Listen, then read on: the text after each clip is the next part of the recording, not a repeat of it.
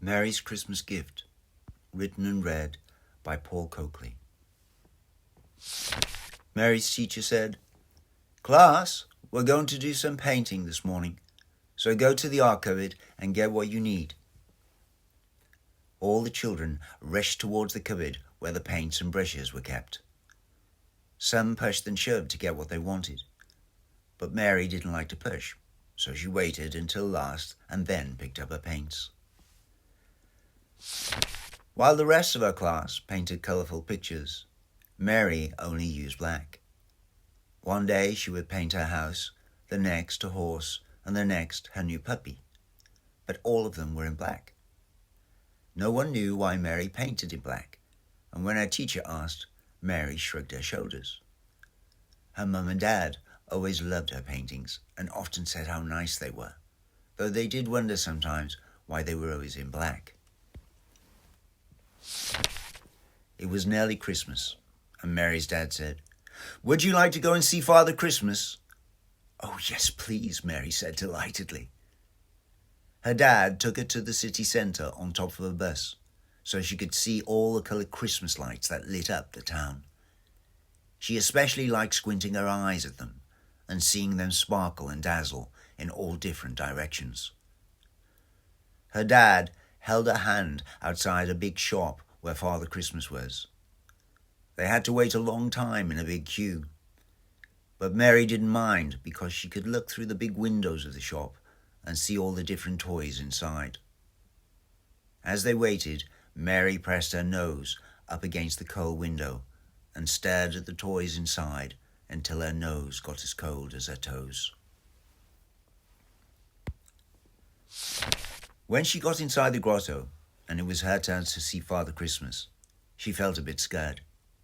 But Father Christmas looked so happy to see her and said, as though he were expecting her, "Hello, Mary. Come and sit up here on my knee and tell me what you would like for Christmas."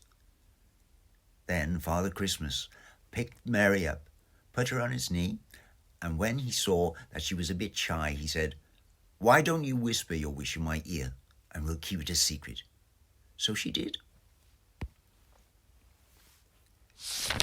It was Christmas Eve, and Mary was very excited and tried to stay awake so she could see Father Christmas again.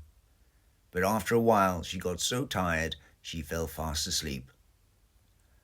A little later, she was awakened when a tiny snowflake landed as softly as a kiss on her cheek.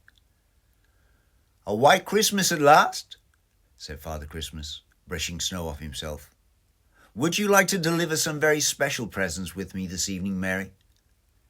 "Yes," Mary said, rubbing her eyes to see if she was dreaming. "Yes, please." Outside her bedroom window stood a reindeer and a sleigh. "Say hello to Rudolph, then," said Father Christmas.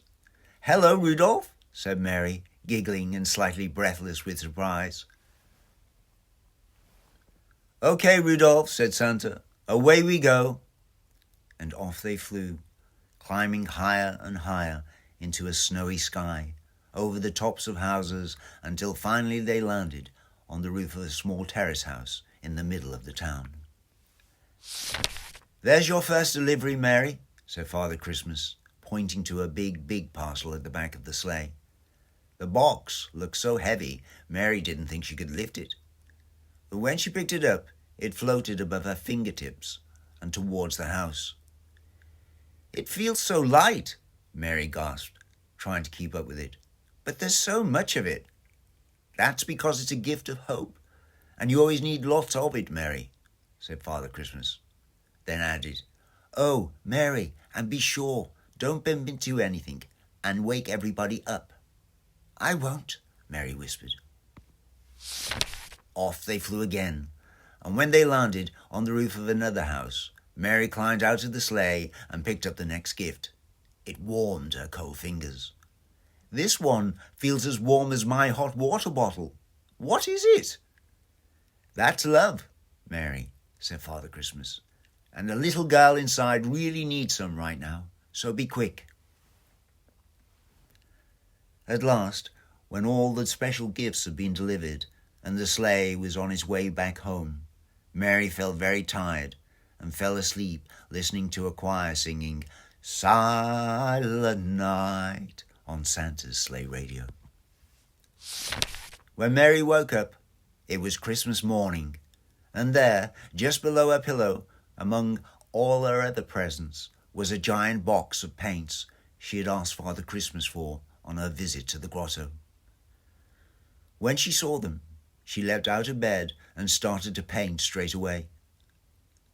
A bit later, Mary's mum and dad came into her bedroom and saw all the pictures she had painted, and they were very happy.